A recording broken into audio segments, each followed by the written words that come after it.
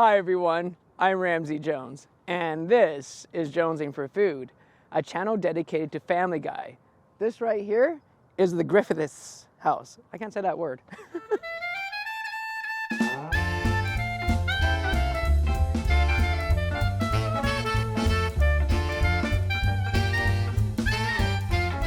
For breakfast, I'm going to Las Portuguese Bakery. Here you can get some traditional Portuguese baked goods, and you can also dine in for some authentic Portuguese food. I am taking my baked goods to the Griffith Observatory, where you see the you want to tap that like button.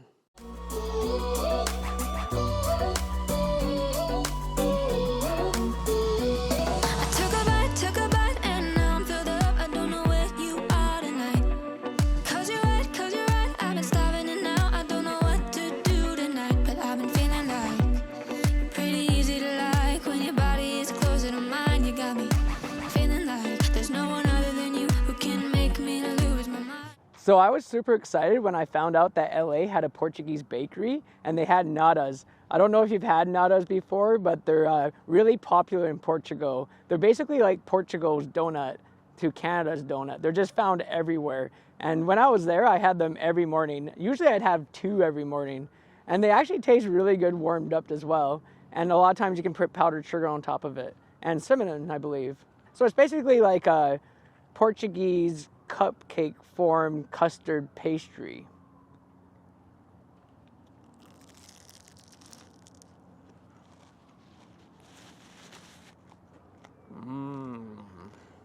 They're everything I remember them to be.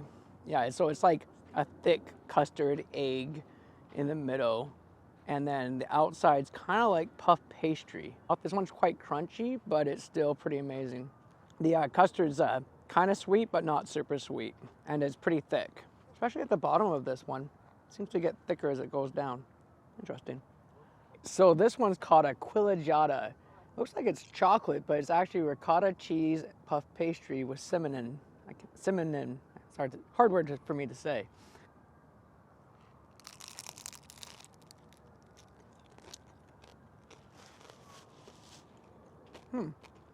That's interesting. It almost tastes like a date. I don't really taste the ricotta cheese. I taste the cinnamon, I can't say that word, cinnamon? I taste that a lot more. It's just kind of like a thick, gooey, date tasting thing. And I keep thinking it's supposed to taste like chocolate because it looks like chocolate. Kind of want it to taste like chocolate, to be honest. I would prefer that. But this is a very traditional Portuguese thing, I guess. That's why I got it. Thought I'd try it out, but I'm not the biggest fan of it. But you might like it if you like dates. I like to go on dates, but I guess I don't really like to eat them. Okay, so I'm really excited about this one. This is a coconut cupcake. I guess it's a traditional Portuguese baked good, but I love coconut, and it looks like a cupcake, so let's try her out.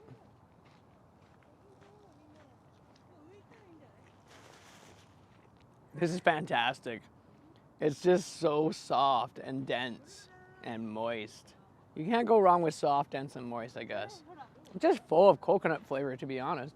And it's kind of sweet, not super sweet though. And it's kind of crispy on top, which is kind of pretty cool. I like it crispy on top. I'm definitely going to finish this. This is pretty freaking amazing.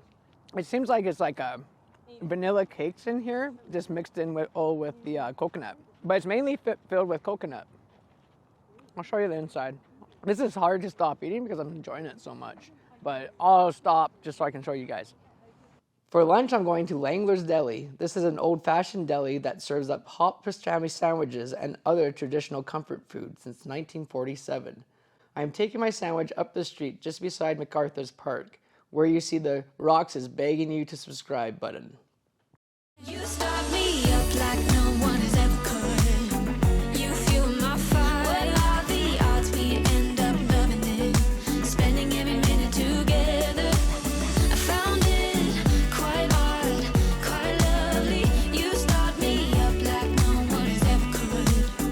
You fuel my fire.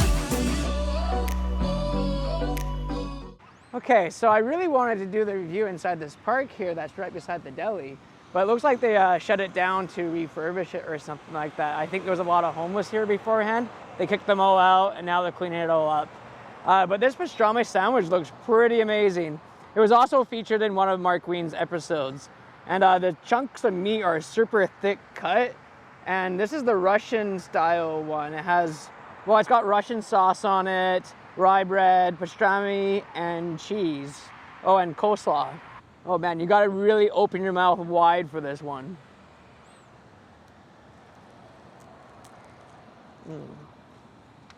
Ooh, yeah. I like how crunchy the outside of the bread is, the crust. Sometimes I forget what the crust is called. Oh, that's so juicy. The pastrami just like melted in the mouth. It just disappeared as soon as I put it in there. And it's got a nice salty taste to it, but not super salty. Forget what kind of cheese this was called. That Swiss cheese that's in here. I mean, it gives it a nice sharp contrast to the meat. And the Russian sauce is pretty tangy. I've never encountered Russian sauce until the last few days. This one's kind of pink color. The last one was the white Russian sauce. The coleslaw tastes like nice and fresh. It gives it some nice crunch. This is definitely one of the best pastrami sandwiches I've ever had. I'm going to give it a solid 18 out of 20. For dinner, I'm going to Masa of Echo Park Bakery and Cafe. Here they serve family-style, made-from-scratch dishes, including their famous Chicago deep dish pizza. I am taking my pizza to Echo Park, where you see the irresistible like button.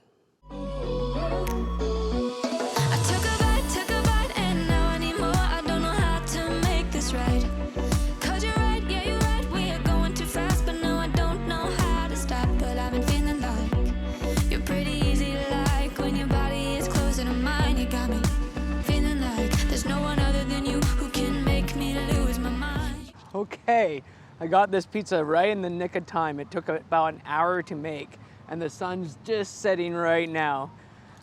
Isn't this better just being in a park? I much prefer having my backgrounds being a really nice background. I think it adds a lot to the videos. I think I'm just gonna focus on going to like really cool attractions in cities and then eating really good food around those attractions. This deep dish pizza looks pretty crazy. It's super heavy. And it doesn't really look like your typical deep dish pizza. I'm no deep dish expert. I've only gone to Chicago for one day.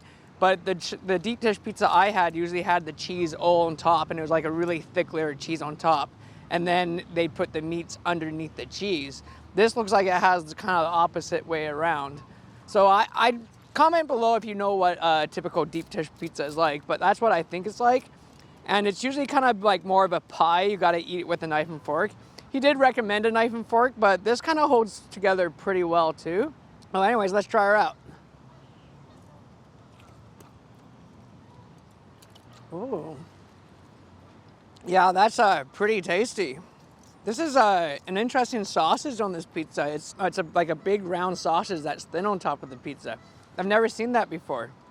Let's try a piece of the pepperoni by itself. Yeah, it's your pretty typical pepperoni, pretty high quality. I always prefer the New York style pepperoni, and I prefer my pepperoni crispy, but I guess if you put the cheese on top, it doesn't really make the pepperoni crispy. So I guess I just like New York style pizza better. And you can always eat more than one slice of New York style pizza. Eating 2 or 3 slices of Chicago deep dish, you can't really go more than that.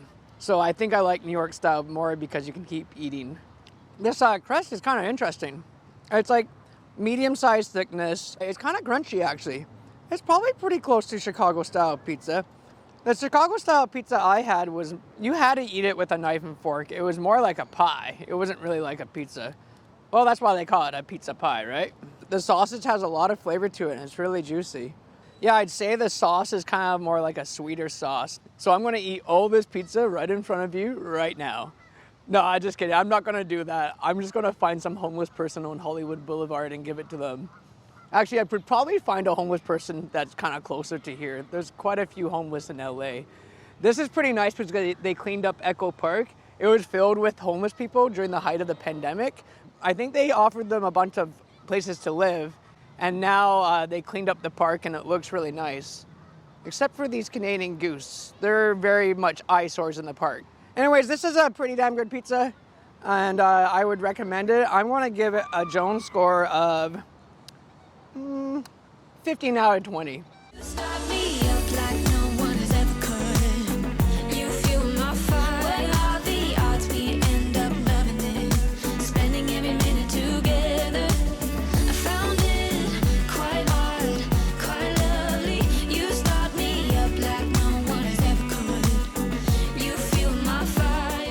I hope you enjoyed this episode, and remember to keep watching Family Guy so you can keep jonesing for food.